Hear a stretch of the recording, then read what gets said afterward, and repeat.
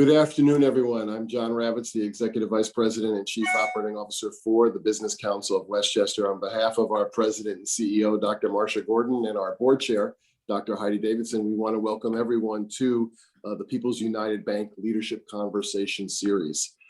This is June, and June is Rising Stars Month for the Business Council of Westchester.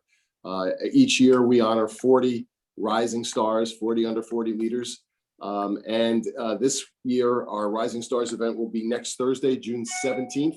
Hopefully everyone will attend. You can go to our website at bcw.org to register. We have another fantastic class. And our Rising Stars program is led also by our host tonight. And that's Joe McCoy, who's the Senior Vice President for Commercial Lending and the Region Manager for People's United Bank. This year, the BCW has really been so impressed with the work that People's United Bank have done to help their customers during this pandemic. They have been not only out in the communities, but they have been so gracious in terms of offering services and information. And Joe, we want to thank you for your ongoing leadership, both at People's, but also for helping us each year with our Rising Stars program. So Joe, thank you very much. Thank you, John. Good evening, everyone, and thank you for joining us for yet another great Business Council of Westchester leadership event. As John mentioned, my name is Joe McCoy, and I run People's United Bank's middle market commercial lending group focused on providing solutions, including lending and cash management, to small and mid-sized businesses throughout Westchester and the Hudson Valley. People's United Bank is a large regional bank based in Bridgeport, Connecticut, with over $60 billion in assets and over 400 branches from Maine on down through New York. Now, some of you might have heard recently the news that M&T Bank will be acquiring People's United Bank sometime early in the fourth quarter of this year. I have to say, I'm really excited about this opportunity to join another great bank whose philosophies, culture, and dedication to the communities they serve align so well with People's United Bank, as well as my own. As a combined institution, we'll have over $200 billion in assets with branches from Maine to DC and Boston to Buffalo. Although we have gotten a lot larger through this acquisition, I'm positive we'll retain the hands-on attention and service to our clients that has made M&T Bank one of the most successful banks in the country. Now, shifting gears back to tonight's event, our panel this evening, as you've seen, is made up of a diverse group of mayors who represent a large cross-section of communities in Westchester County. I'm interested in hearing how each of them have dealt with the pandemic and how they face those challenges head on. I know I'm feeling more and more optimistic each day about the pandemic easing and life getting back to normal. I hope you all remain safe, and I look forward to the time when events like this one will be back to being in person. Thank you again for attending tonight, and I hope everyone has a great evening. John, I'll turn it back to you. Thank you. Thank you, Joe. And again, thank you. And thank you, People's United Bank, for your leadership in Westchester County and the Hudson Valley. As Joe mentioned, as we talk about our Rising Stars, we have 5 alumni Rising Star members who now also happen to be 5 key political leaders in Westchester County and New York State. And I want to briefly introduce each of them, read you their bio, and then we'll begin our conversation. Mayor Noam Bramson from the city of New Rochelle. He has served as the mayor since January of 2006 and has been reelected 4 times by landslide margins, most recently in November of 2019. Prior to becoming mayor, Noam served for 10 years on the New Rochelle City Council. He's been at the forefront of efforts to strengthen New Rochelle's economy, environment, safety, and quality of life, and he has worked successfully to forge public-private partnerships aimed at job creation and economic growth. Mayor Shawn Patterson Howard from the city of Mount Vernon is the 28th mayor of Mount Vernon, and she came into office in November of 2019 and made history as the first woman elected mayor in the city of Mount Vernon and the first African-American woman chosen for the office in Westchester County. Since assuming office on January 1st, 2020, Mayor Patterson Howard has worked tirelessly to strengthen and sustain the local community through an unprecedented global health pandemic. She's also partnered with residents, encouraging engagement with all levels of government to bolster her beloved Mount Vernon and restore trust in the city's leadership. Mayor Stephen Vescio from the village of Briarcliff Manor was recently reelected to his 2nd term. While he spends tens of hours a week on this volunteer position, he still finds time to run a heavy highway construction firm specializing in public work projects in New York City. As mayor, he has brought along overdue attention to the need for major upgrades in New York State's Route 9A, a critical thoroughfare through the county, and using his extensive construction background, he has tackled several large-scale infrastructure projects within the village. Town Supervisor Matt Slater from the town of Yorktown. He became into that position in January of 2020. He has successfully led the town through the pandemic lockdown and recession while promoting economic redevelopment and reducing the community's carbon footprint. Since taking office, Matt has welcomed the redevelopment of the foundering Yorktown Green Shopping Center and the approval of a large solar array project at IBM Granite Knolls Park and Arcadia Farm.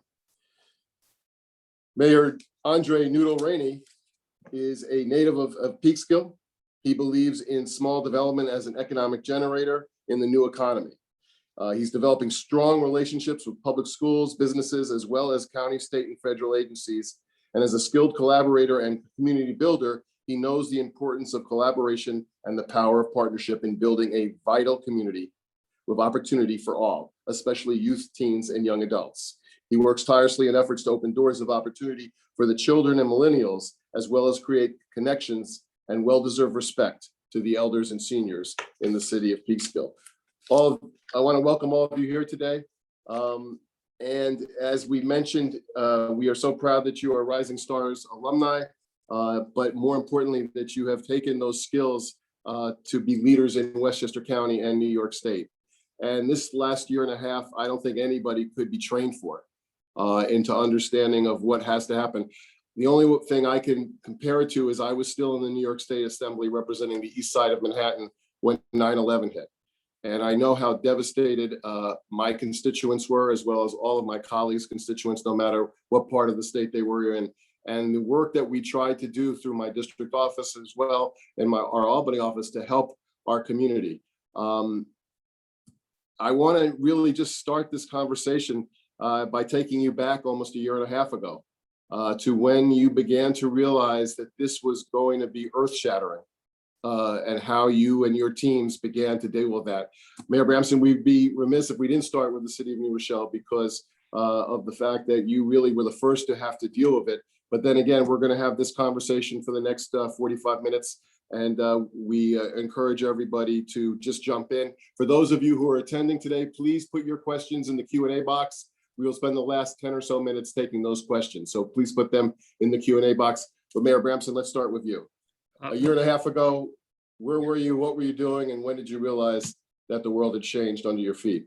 Yeah, well, first of all, John, thank you to you and Marcia and the BCW. It's always a pleasure to join you for forums like this and to work with you in order to promote the business climate in our region. So I'm grateful for this opportunity.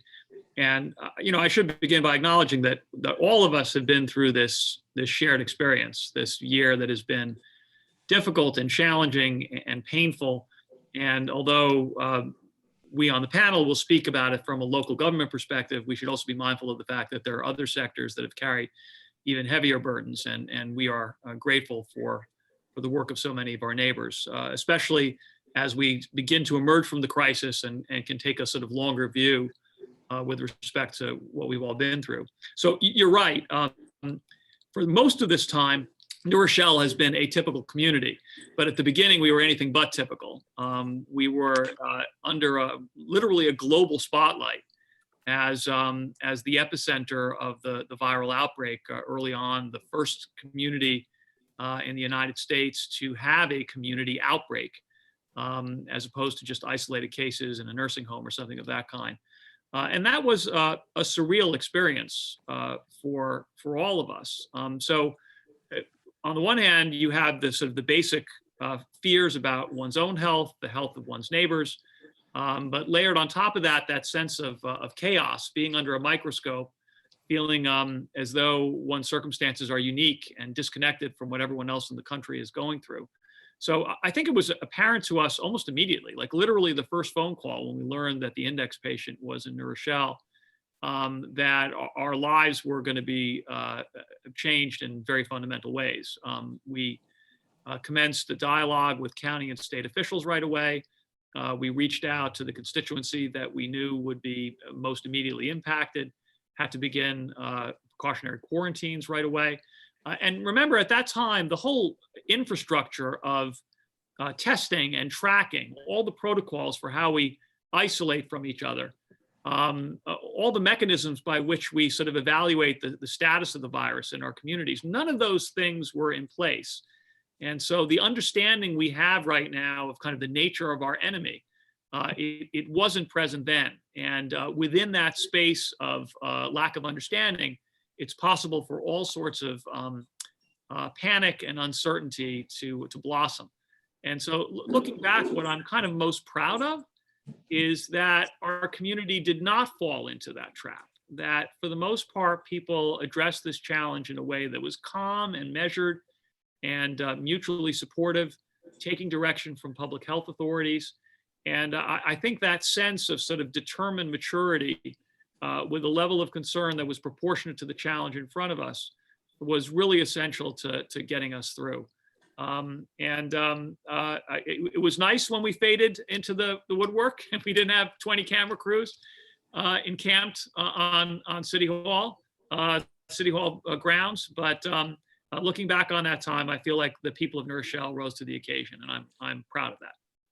And as we are, Mayor Patterson Howard and Supervisor Slater, this was almost baptism by fire, because you all hadn't even probably unpacked your offices yet when you began to have to deal with the pandemic. Can you talk a little bit about, again, the leadership skills that not only you had expected that you were going to have to put into play at assuming office, but now having to come into office dealing with a crisis that New York State and this country had probably never seen before?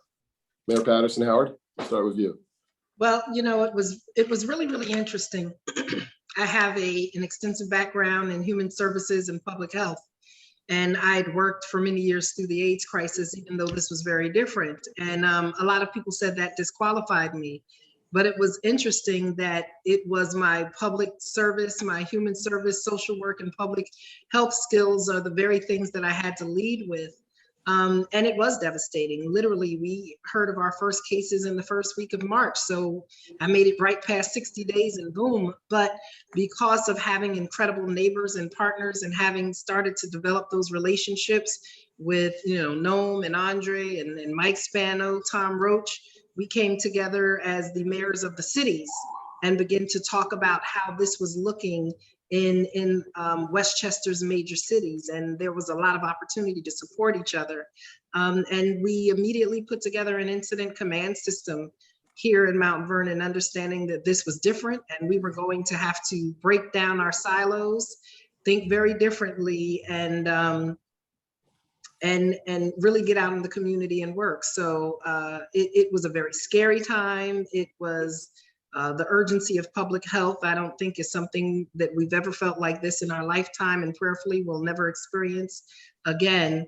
But being able to have good partners, not only within government and community, but across our governments, made it much more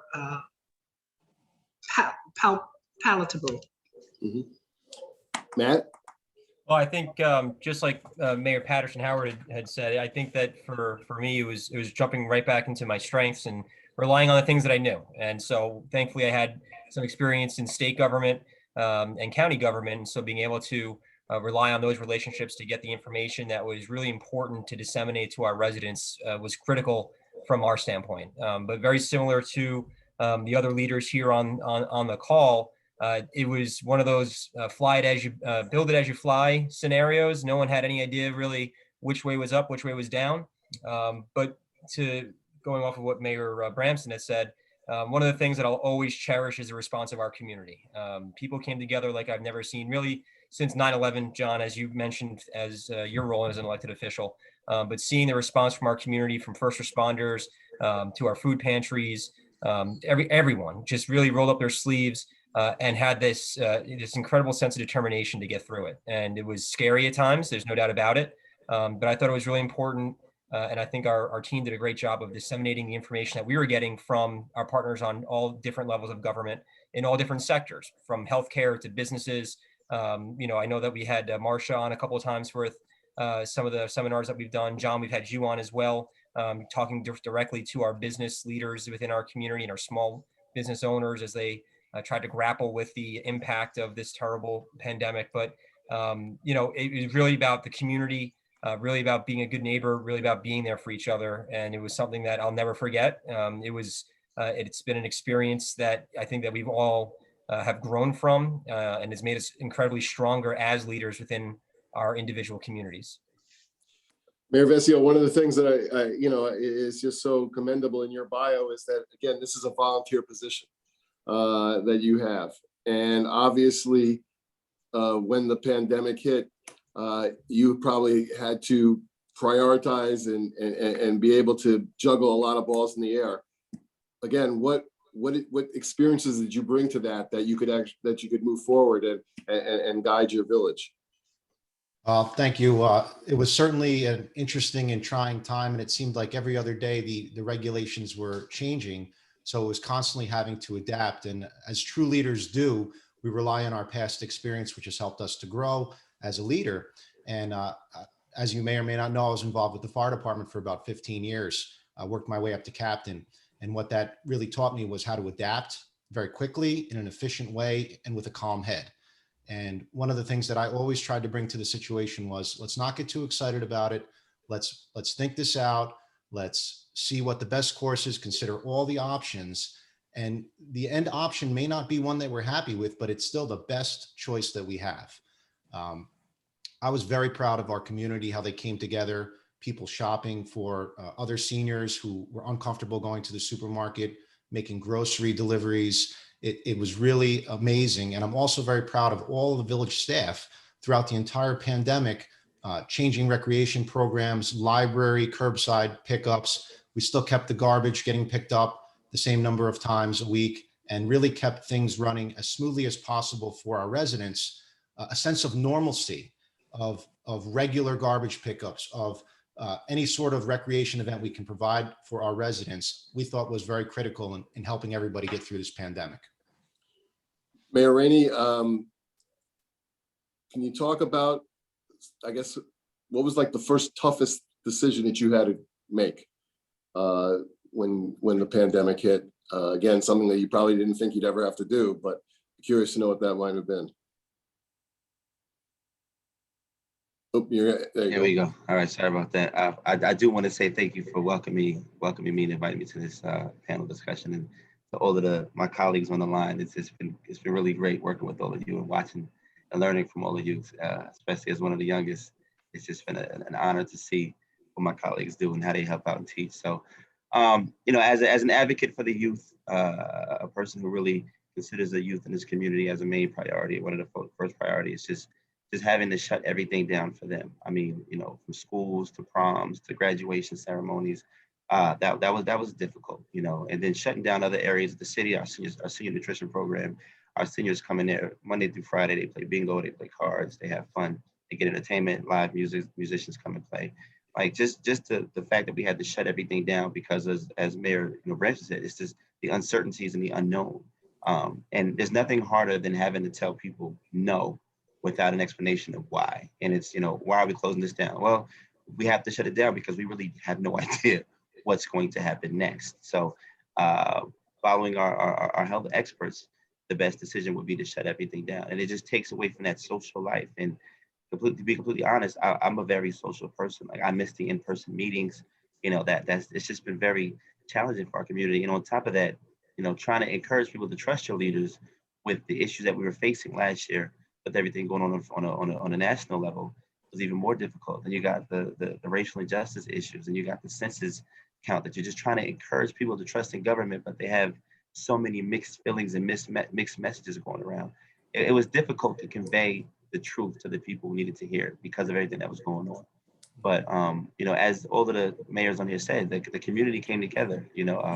We opened up streets to allow restaurants to set up outside. We the block parking. We also, one of the greater things I'm very proud of is, we opened our Paramount Theater for blood work, blood drive. Opened our youth borough and our Kylie Youth Center for testing, and vaccination. So we found ways to work with the government, with our county and our state leaders. And it's been, like I said, it's been one of the greatest challenges that we've had. But we also gave a million pounds of food away. working with organizations like the Feeding Westchester and other organizations in the state. So, we've been able to get through it and been able to maneuver, but thankfully, everybody was able to unify through one of the most challenging times I think we'll ever face. Obviously, one of the skills that all of you have had to use, and I mean, this is going to be open-ended, so everyone please just jump in, and Mayor Rainey, you just touched on it, is communication. Being able to communicate to your constituents, but also communicate to county, state, and federal agencies. What were some of, again, the lessons learned that you and your team did in those areas? And again, I'm going to open that up to everybody. If I could just start off with that, I do want to say, especially to the constituents and the people who follow, I think people often forget that as elected officials, we're still part of the community. We're still people, and our passion for information is just as important as theirs. And we were on phone calls, and I know all of the mayors on here can speak for themselves, but we were on phone calls where the mayors were going off, like, we need information now, we need data now. We need sanitizer. We need I mean, they were really fighting for their people, and it restored so much faith in government for me, just watching them, and just to know that they're fighting for the people who really, really believe in them. So I just wanted to open up with that because I admire all of you. So for me here in Mount Vernon, we did a lot of Facebook Lives. I wanted to be able to do robocalls like some of the other communities, but our financial challenges constrained me. So we did a lot of Facebook Lives. We did Facebook Lives on Sunday, Tuesday, Thursday, and sometimes on Wednesday nights, and that gave the information to people. I think as mayors, we had more questions than we had answers, just like the community. I was very transparent about not being an expert, but that we were learning together. This was unprecedented times, uncharted waters. We developed a whole new vocabulary, I believe. We, abundance of precaution and things of that nature. And so we knew that if we did not feed the people would eat us as leaders. We had to give them whatever information we had to give them. We had to be transparent. We had to use terms like, this is what we know as of now. The information is constantly changing. We will keep you updated once we get updates. And as Mayor Rainey said, we had municipal calls with the county several times a week, and we were hungry for that information. So we were waiting for information from the county, from the state, from the federal government. And as soon as we got information, we relayed it to the people. And I really think that helped to keep our communities' level of fear manageable. There was so much anxiety, and so you had to constantly communicate, whether it was through live, community outreach. We had our community policing units, our youth bureau, our recreation department, veteran services, fire department. We were in the community, we were handing out information, and like you said, communicating with our other government partners as to what we needed for PPEs and testing sites and things of that nature. So the communication was key. It had to be multifaceted, and a lot of times it had to be on the ground and literally face to face in the midst of a pandemic, because not everyone had internet, not everyone had phones, but we used those food drives and food giveaways and mask and sanitizer giveaways to continue to touch people in the community, and let them know that we were right there with them. We were walking through this with them, and that we would not abandon them or hide. And I think really as leaders, those who came outside and who were visible and who didn't hide, trust in government was definitely restored in those communities. It's very important. But Mayor Bramson, I want, because you mentioned something in your opening statement. I mean, obviously you were the epicenter for quite some time. So you had not only to be able to communicate to your residents, but you also had to deal with a media circus in your own backyard. How did you balance that? Because Mayor Sean Patterson just talked about lowering people's fears. Having those news trucks around your city 24/7, whether it be CNN or CBS, must have not helped that situation at all. I think it cut both ways. So yes, being in the center of this sort of global firestorm obviously could have raised people's anxiety significantly. Also has sort of practical impacts in terms of refusal to deliver packages to New Rochelle, refusal to provide services. There was a period of time when people thought of us as kind of a plague ship, which was an extra burden that had to be carried. On the other hand, all of these, all the media coverage was an aid in communicating with our own residents. The typical resident of New Rochelle in a city of 80,000 was probably more likely to see me on CNN than they were to run into me at the supermarket. So this was just another vehicle for sharing information. And I think people in New Rochelle wanted to feel as though our story was being communicated accurately and sensitively to an external audience so that there wouldn't be an unfair stigma attached to New Rochelle. So all of that was part of the equation. And just to emphasize and fully agree with what others have already said, I think the two most important resources in a crisis like this are relationships and credibility. The relationships that we had with other elected officials were absolutely vital. I mean, remember, localities in Westchester, we don't have our own public health apparatus. We don't have our own independent public health expertise. So we were really reliant on partnerships with the county and state to get accurate information and in turn disseminate it. And also relationships with the not-for-profit world. I mean, the enormous human challenges that flowed from the pandemic, not necessarily related to the virus itself, but related to food insecurity, housing insecurity, the inequities that have been exacerbated and more fully revealed. We need not-for-profit partners in order to confront those things effectively. And if the government had tried to do it on its own, we would have failed miserably. And so investing in those relationships, cultivating those relationships before the crisis hits, so that you can turn to them and rely on them in that moment of challenge, I think was enormously important. And in terms of credibility, it is what others have said. Be honest about what you know and what you don't know. Once you lose trust, it's very hard to get it back. And I think most people are understanding that in a fast-moving situation, they prefer someone who is truthful about the unknowns rather than someone who kind of freelances and makes it up. And temperamentally, modeling the kind of calm and composure that you're asking other people to demonstrate is really important. I mean, I had a lot of sleepless nights early on. I'm sure others on this call did as well. But in your outward communication, you don't want to convey that anxiety. You want to give people a sense of assurance that as hard as this is, we are collectively up to the challenge. Mayor Vescio, you want to?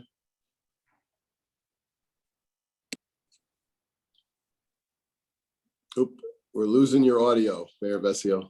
Sorry about that. There you go. Communications definitely changed quite a bit. And we really asked people to reach out to us if they had a concern. And I try not to call them complaints because it puts it in a different view. It really is a concern that somebody has. And I found there was a lot of surprising concerns now that there was new ways that we were living and working. Leaf blowers, which never bothered anybody in Briarcliff, all of a sudden were disturbing work meetings. And this had to be a discussion that we had to have as a community, which we did. And there was a lot more garbage than we were normally expecting because everybody was home. And on the positive sides, we were seeing great impacts to our local businesses in a positive way, that people are no longer buying that cup of coffee in New York City or their lunch. They're now having it at the local market. So we tried to really communicate with our residents in multiple ways. We asked them to email us. We asked them to come on the website. We opened up some new links, and we tried to be responsive in the way that they wanted to be responded to. If it was via phone, great. Via email, no problem. Really try to meet everybody on their level and try to, help them out as best we can. Sometimes the answer is no, but at least they know where they stand. Matt? Just like everyone else, we saw an explosion on social media with our outreach. That was the biggest tool, the best tool that we had at our disposal. I think very similar to what we've already heard from my colleagues. One of my favorite things that we did, and I think I was competing with Mayor Patterson Howard over there because she was doing her Sundays with Sean, I think was. But on every Sunday, I was doing these town hall meetings where I was just, hey, if you got a question, call. and people, and I was right online on TV, on our government access channel, on our Facebook page. I would have like the Chamber of Commerce president with me. We had a doctor, or we had a couple of doctors join us at a few points, and people were just calling up with questions because they didn't know where to go to. They didn't know who to ask. But I think just going back to the credibility standpoint was crucial. I was very clear with our residents because, as everyone remembers, when it first started, there were rumors everywhere, and you had no idea what was right, what was wrong, what was accurate, what was made up. And so, we said very early on that we would only share information that we knew was valid from our partners in government and accurate. And so that really quelled, I think, a lot of the hysteria that was out there locally. I think it was really important for us to do. But as Mayor Bramson talked about, also just keeping our composure throughout the entire pandemic has been critical to make sure that our residents knew that they had people in control. They had people in control of their local services, which was, obviously important. I never realized, for us, it was the bulk trash pickups. Mayor Vesey was talking about trash. We altered our bulk trash pickup because it happened right at the beginning of the pandemic, and that was a mistake I don't think we'll make again if I had to find one, because people they get their brochure every year and they circle it on their calendar, and you don't mess with the trash with the bulk trash schedule. But again, I think the social media was a tool that I think is with us. Look where we are right now. We're live on Facebook with the Business Council of Westchester.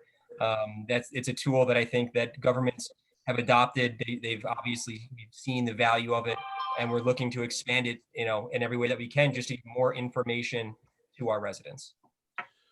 One of the things that's so exciting for me is to be part of the Business Council of Westchester is that we have just so many members in all different sectors, public and private. But obviously, no sector has been immune from being hit hard over the last year and a half. And one of the things that was encouraging to us, and what we certainly talked about in our legislative agenda in 2020, was we needed local municipalities to think outside of the box to help businesses survive. Can you, again, this is open then to everybody, some of those outside of the box strategies that you saw pretty quickly you needed to do to help especially your small businesses? Sure. Here in Mount Vernon, especially when the stores were closing down, we created a essential business, because that's what they were calling an essential businesses task force, to go in and really work with those business owners to ensure that they were properly implementing health precautions. And then we were communicating that to the public to help the public have confidence in these businesses that were open, and knowing that they were operating within mandated guidelines, and that their risk of exposure when going into those businesses were minimal. And as businesses began to reopen, when we heard about the phase reopenings, we worked with each of our businesses here in Mount Vernon, each of the different industries per phase, and worked with them on how to reopen, how to get access to capital to support them, the payroll protection loans. But as each phase happened, we went to the different businesses and did videos on site and told people, these people are now certified as resilient businesses. They are meeting standards, they are meeting certifications. It's time for these industries to open. And Mount Vernon, we experienced, I think, one of the biggest sales tax increases in the region. Our sales tax in Little Mount Vernon rebounded, I think, quicker than any of our communities surrounding us. And even in the beginning of this year, we saw a 10.8% increase in our first quarter sales taxes over 2020. So, WEDC, SCORE, working with the Small Business Association and other entrepreneurial technical providers, really working closely with our businesses to make sure that they were ready to open and that the community had confidence. Because even though businesses were ready to open, if public confidence around health and safety of those businesses were low, they still wouldn't use them. Anyone else want to weigh in on the outside of the box thinking? We put together the Reboot Yorktown Task Force. I was very honored to have the Business Council of Westchester participate in that as well. John was instrumental, so was Marcia. We put together our, Small Business Association, our Chamber of Commerce, all of our business leaders, and we tried to come up with the best policies. So when we were at the point to reopen, that we are as aggressive as we can to help our Main Street businesses and our small businesses get back on their feet. For our restaurants, one of the things we did was eliminate the outdoor dining fees. Last year, we did the same thing this year again, just to get them up and running. We also streamlined their approval process for their outdoor dining permits. That seemed to be, and we've heard from many of our restaurants that for a lot of them, that was a lifesaver they needed to get back on their feet. So very similar to many other of our colleagues here. It was really important to work hand in hand, but also to what the mayor was saying, restore confidence for local consumers and our local residents, that it was safe to go into your favorite bagel shop, your deli, or your favorite jeweler, or whatever it might be. And so it's just important, again, to restore that confidence, and show people that we're here, it's safe. And that was an important process that the entire business community rallied behind. Mayor Rainey? I'd add from the New Rochelle perspective, we're going through a development boom here, which thankfully continued through the pandemic and is continuing now. And one of the sort of challenges / opportunities for us was how to connect the resources and the know-how of some of the large investors in town, like RXR and L&M and Wilder Walter, to our broader business community and to social needs. And one of the programs I'm particularly proud of is something we call Nourish All, which is kind of a play on words. It sounds a little like New Rochelle. So we used resources that came principally from developers, but also contributions from the general public. And we purchased gift cards and gift certificates in bulk from participating restaurants, and then in turn distributed those gift cards to not-for-profit agencies that serve people who are food insecure. So it was a great sort of bank shot, which on the one hand assisted a sector of the business community that really needed help in the thick of the crisis, and on the other hand addressed this kind of urgent social need. Very, very well received in the community, and I think a model for how different sectors of our city can participate together in addressing everyone's needs. Mayor Rainey?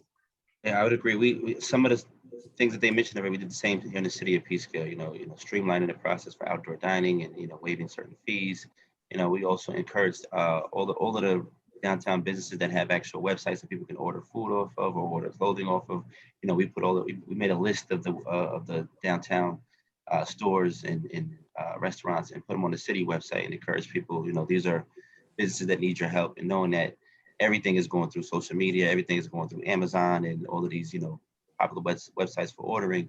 So the city of Peekskill just made a specific link on our website that'll tag people right to where, what downtown businesses are open and how you can support them. And of course, work with the local grocery stores, making it safe, so that, seniors will go to certain grocery stores between certain hours. So like our Stop and Shop and our ShopRite would open from 6 a.m. to 8:30 a.m. specifically for seniors, so they can still get out and shop.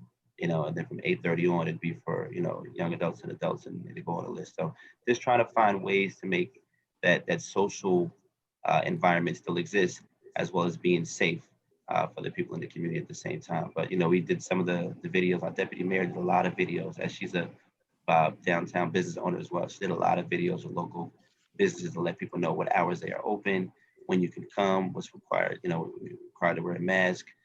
Seniors, again, a lot of the stores had senior hours and they had everyone else hours. So, but yeah, just those are all opportunities. I like what Mayor Brinson said, that there are opportunities to think outside the box. It challenges us as leaders. And I never want this to happen again, but if it did, I think we'll be ready for it.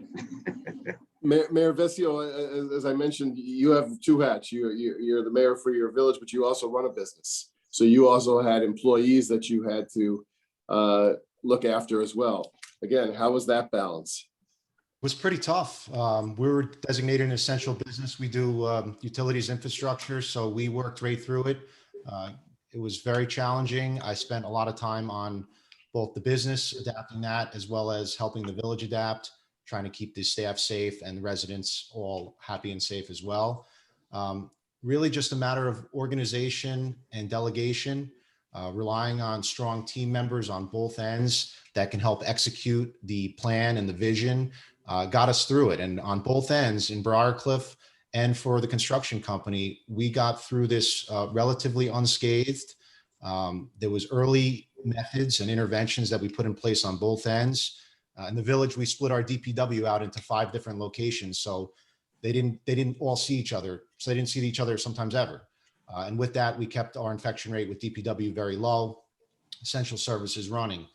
With the construction company, it was a little more difficult, but we did follow all the protocols. And when we did get an unfortunate hit on the job site, we take quick and immediate action. And, all you can do is respond. You can't control what's going to happen. You can just control how you're going to respond to it. So I really tried to keep that at the forefront. And again, always do it in a calm way, because as Mayor Branstrom said, you have to set that example of a calm head for others to follow. That's what leaders do.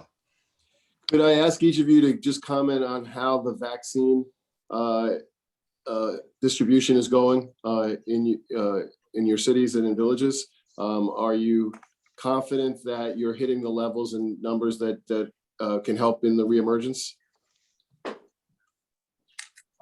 I will say for Mount Vernon that we are not proud of our numbers. Mount Vernon has probably the largest Black population north of the Mason-Dixon line here in the United States, and there is still lots of vaccine hesitancy. I think when the vaccine began being discussed, a lot of people had hesitancy, but as we did a lot of education, people were very interested in getting the vaccination, but the vaccinations rolled out slowly. And then people became discouraged again. We went through the different phases of ages, and you had lots of younger people who were ready to get vaccinated. And as they couldn't get vaccinated, then the conspiracy theories began to dig in again. And many people in the community started to have the conversation. We were the last ones who got testing, but we were the most impacted, and we died at the highest rates. And now when we're trying to get vaccinations, there are so many hoops we have to jump through. And so, Mount Vernon has one of the lowest vaccination rates in the region. We are doing everything that we can to bring that up. And we're looking really just to eliminate any barriers to vaccinations by ensuring that we're partnering with trusted community organizations like churches, not-for-profit agencies, neighborhood associations, fraternities and sororities, organizations like that will help us penetrate the communities. And it's really, we have about 75% of our residents that have not been vaccinated yet. And so that's a large number to overcome. And so we have a lot of work to do, and we're pressing into it. And that trickles down, obviously, not just to businesses reopening, the whole situation with the school system as well. And so again, it is obviously a big challenge that everyone's facing.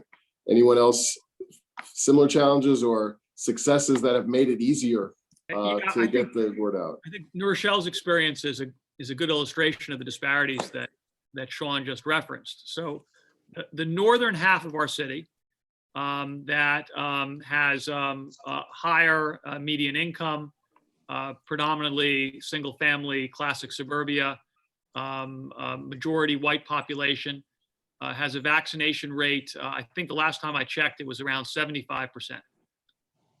The southern half of our city that comparatively has lower median income, a higher Black and brown population, additional language barriers, greater degree of vaccine hesitancy, has a vaccination rate below 50%.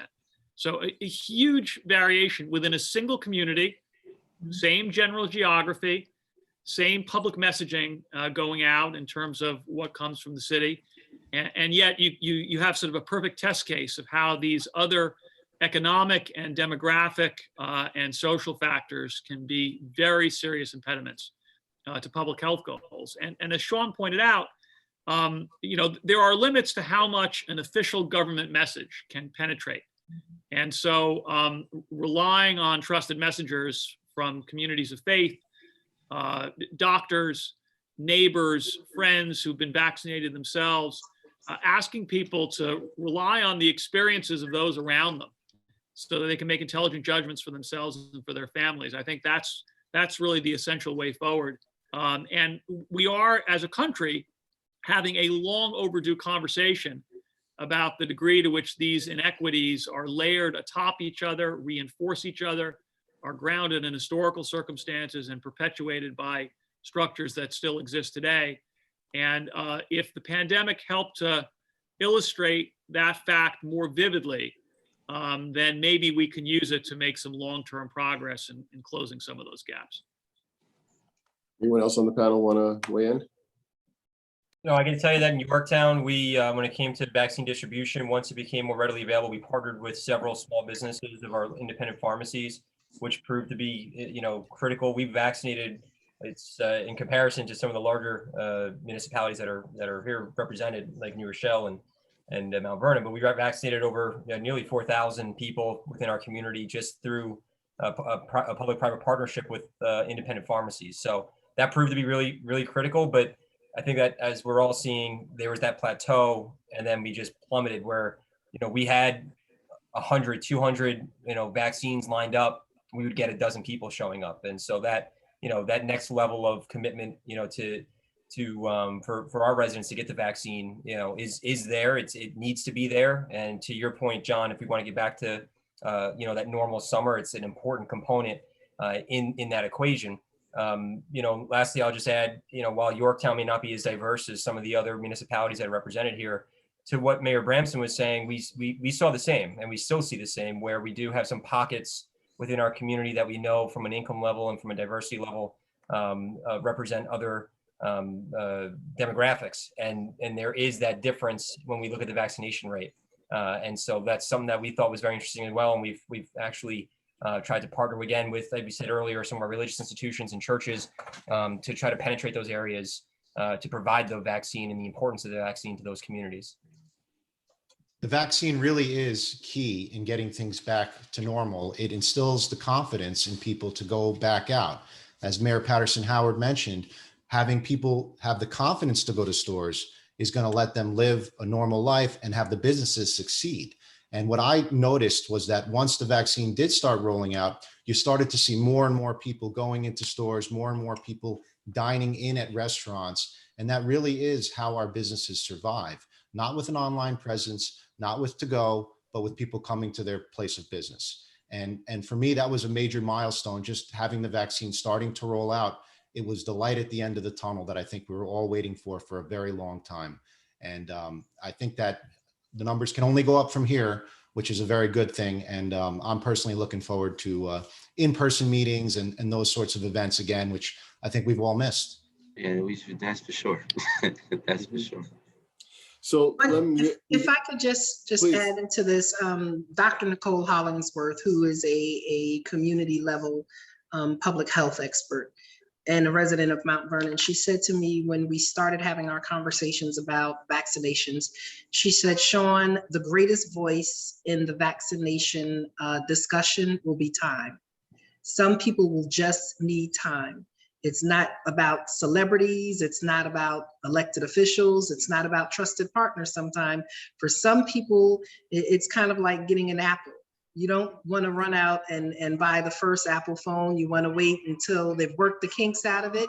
And so for some people, they're just waiting until the kinks are worked out, that they can trust it, and that people haven't gotten sick and died from it. And so that's some of the other things that we hear from a lot of our residents. They said, look, I'm in no rush.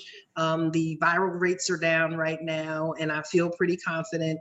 But maybe, by the end of the summer, maybe when it's time for the kids to go back to school, maybe before the holidays happen and I have to travel to see family, I'll feel more confident about getting a vaccine. So as anxious as we are, and as much as we have to continue to push the public narrative, at the same time, we have to be careful about making people feel put upon and become anxious and suspicious of why we are pushing a vaccine so hard when what some of them are asking for is just some time.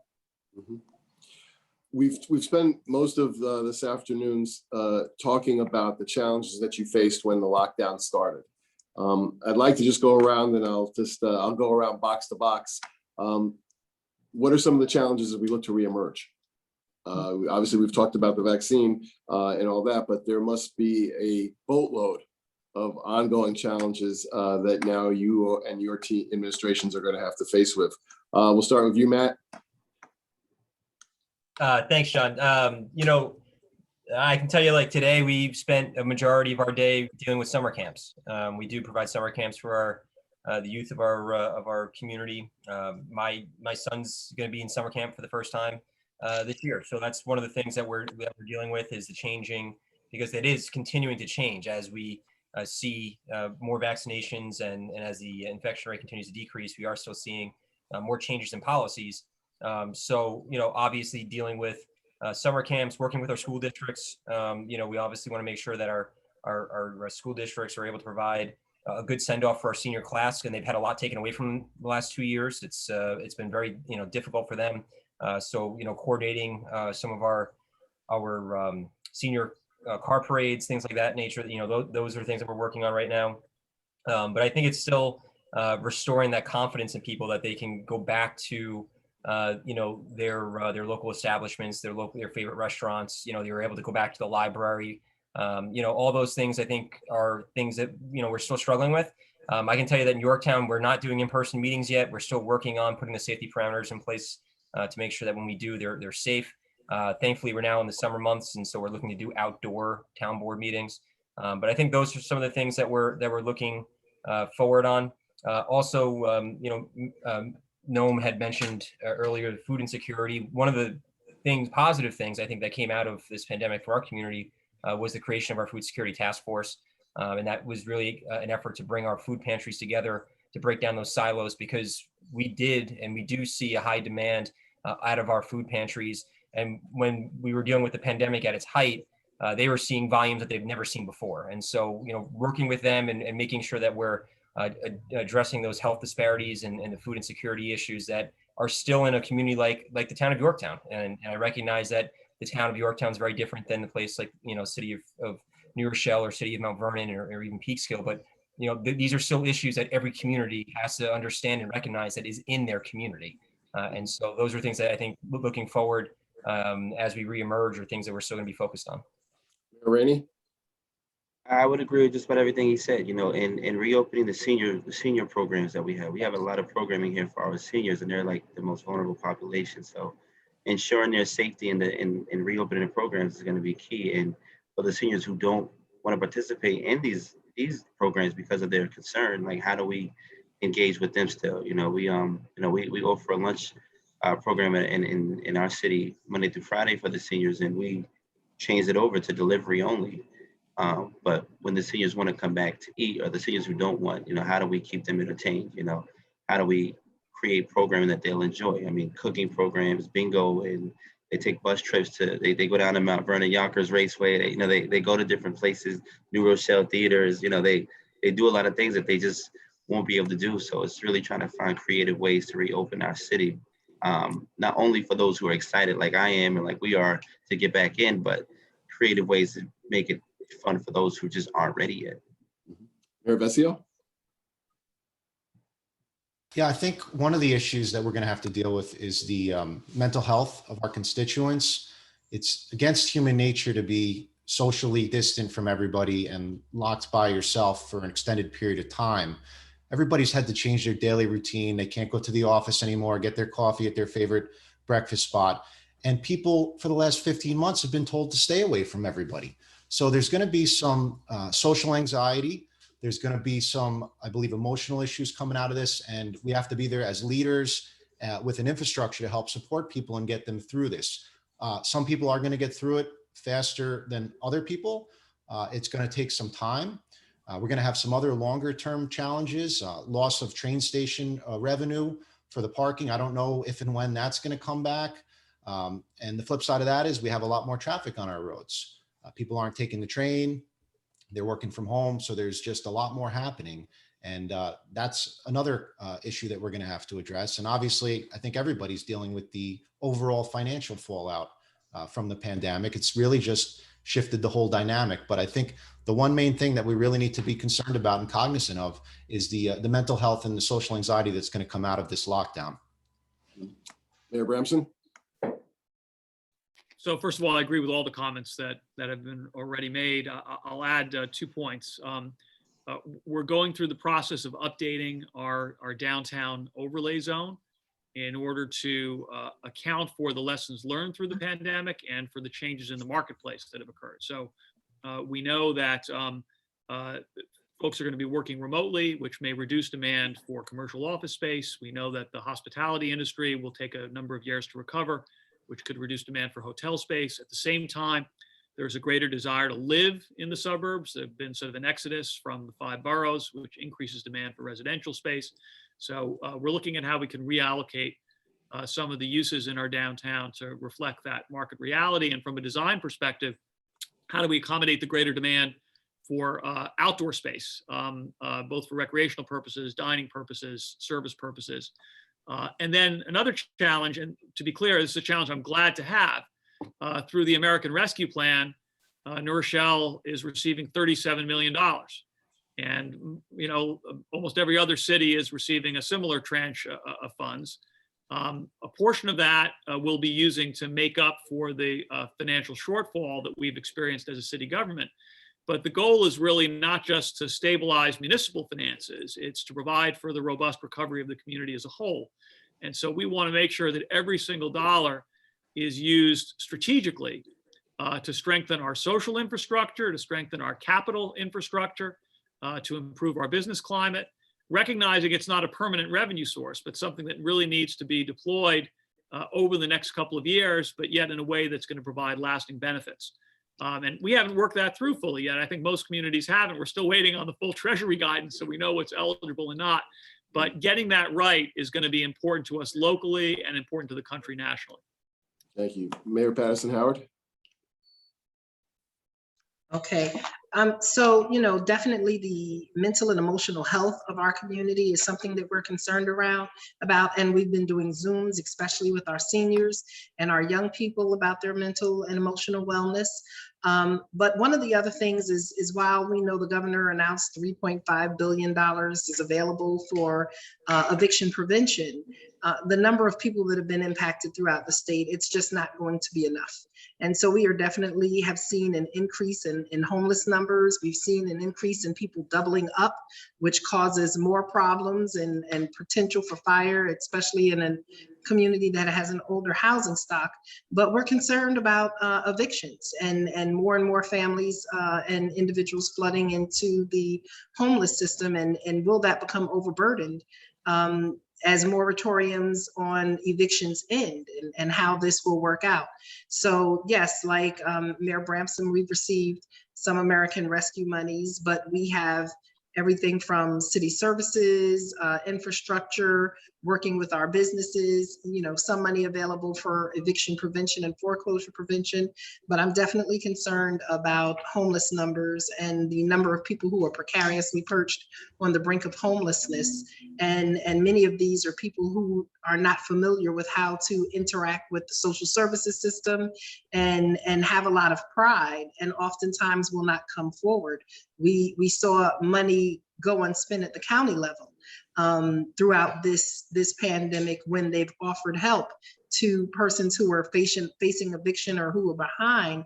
There are so many people who just won't come out and speak. And as unemployment, additional monies, you know, the extra boost that they gave in unemployment, as those things leave, we're definitely going to see the economic, I think the more fuller economic impact on the individual and household level than we've been able to see throughout this entire pandemic. The safety net is going to be removed. This hour has gone by too quickly, but one of the last question I'm going to ask, and again, we'll just ask each of you to chime in. I think what our folks who have been participating this afternoon have heard is that each of you have literally been working 24/7 for the last 15 months. Tip O'Neill always said all politics is local, and you can't get more local than protecting your constituents and residents, especially from a pandemic. But you're also human, and you also have families and other responsibilities. Can you just share with us some of the things that you were able to use to unwind, if you could even unwind during all of what's happened, so that, again, you could get through the day? We'll start with Mayor Bramson. Well, I'm not proud of it, but I have at least 2 drinks every night. That's a useful way to wind down. On a more serious note, look, I'm very fortunate to have a family that I love and who love me, I think, on good days. Um, no one in our immediate family contracted COVID. No one in our immediate family lost their life to this disease. I'm very much aware of our blessings through the past year and more. And I'm also aware, and I'm sure every one of the mayors would agree, that although our jobs have been challenging, it's nothing compared to like the frontline healthcare workers, to the nurses and the doctors, and for that matter, the heroic people who had to stand up testing centers on turning around on a dime, who are responsible for the distribution of vaccines. It's like we have a role to play in this process, and it's often an important role. But we're well supported on a personal level, on a professional level, and I feel grateful for the help and support that I've had, and looking forward to going back to receiving complaints about potholes and more routine things, which kind of got crowded out when matters were maybe a little bit more urgent. Mayor Rainey? I think I missed the potholes too, man. I get to come home to my children. That really, me and my kids listen to Sam Cooke a lot. A lot of the oldies, and that helps out a lot. And even writing music has done a lot for me, just to get me through some of it. And also, in this industry, there's a lot of pressure on us, and I think that we're the right people for the job, or we wouldn't be here. But throughout this pandemic, working with so many other elected officials and just leaders in the community, I've been able to really, really identify people who really care about the city or their community the way I do about mine. And that, it feels good knowing that there are people willing to sacrifice their time with their family and their friends, even their safety, to give back to their communities. And, building a relationship with those people. You see a lot of people who are really just talking, not really doing much. But, Mayor Branson said, we meet, the doctors. We have Sun River Healthcare is right in the downtown of Peekskill. New York Presbyterian Hospital is right up the street from Peekskill. So, I got to visit some of these locations during the pandemic on a number of occasions, just to check on the nurses and doctors, and bringing food for them, bringing lunch for them, bringing donuts in the morning and breakfast. They appreciate that, and then when they share their stories, it's like when I hear what they're dealing with, there's really nothing for me to complain about. So but meeting these people and working with these people really made a big difference, and that helps me wind down. Thank you, Mayor Vesio. I don't relax, but I just constantly work. But no, seriously, I try not to get stressed out in the first place. I realize I learned very early on in the fire department that every day is a blessing and it's not a given. So you should be thankful for every single part of it and always look at it in a positive way. So when stressors come at me during the day, I again just try to put them in perspective that overall it's not the most important thing in the world. This particular issue that we might be dealing with, and everything you can figure out. Some of the issues seem like they had no solution, but the faith of knowing that we're going to get through it as a community and we just keep a positive outlook really kind of kept me sane through the whole thing. Just keeping that positive mental attitude that we're going to get through it, everything's going to be fine, we're going to figure it out, was a lifesaver. Great. Supervisor Slater?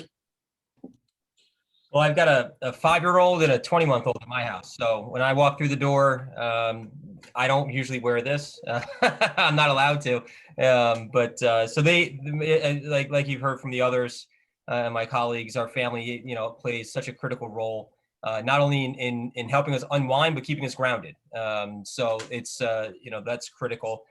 But I think also, just there, I think we've all experienced it, where you're sitting in your office and you got your head in your hands and you're just kind of, why is this happening in a sense? But I think it really comes down to, and what I essentially put my faith in was that we're put in the places we're supposed to be. And so, having that confidence and having that faith, like Mayor Vesio, having that positive outlook that I'm here for a reason and I'm going to get us through this one way or the other. That was the mindset that I took, and working with it, we have a great team over in Town Hall here in Yorktown that's just so passionate about working for our residents and working for our community, improving our community. And everyone knew our mindset was, it's not problems, it's solutions. And so every day when a problem comes to the desk, it's not a problem. Let's just go figure out that solution. And that's the mindset that we've had. That's the mindset we had from day one, which, you know, we've kept throughout this entire pandemic. So that's what we continue to do every day. Mayor Patterson Howard. So for me, faith, family, and friends kept me grounded. And what kept me inspired was, I think, the grit and the resilience of our essential workers, of our community partners, and of our residents. And anytime I felt, you know, a little overwhelmed by the responsibilities of it all, I took up the opportunity to go outside in the community and serve. You know, there were plenty of opportunities to give out food, to give out masks, to you know, speak to people and support merchants.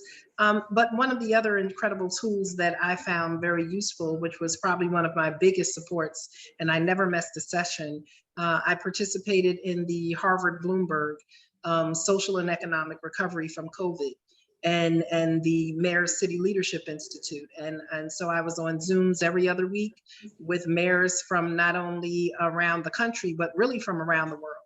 And it normalized what we were experiencing. I was able to hear best practices that were being put in place. I was able to hear that people didn't have answers, that people were tired and stressed like I was, big city mayors, people who you see on CNN and MSNBC and go, wow, they're feeling the same thing that I'm feeling. And especially being a new mayor, I understood that I wasn't out of place, but this was a place, regardless of how much experience that you had as a leader, no one was prepared for and no one had the answers for. So that really helped to normalize it and helped me to stay focused and constantly look for solutions and adopt, you know, a lot of the learnings that I was getting from those opportunities. Well, I know I speak for everyone at the Business Council of Westchester, how grateful we are for all of your leadership and your commitment and your dedication and your passion.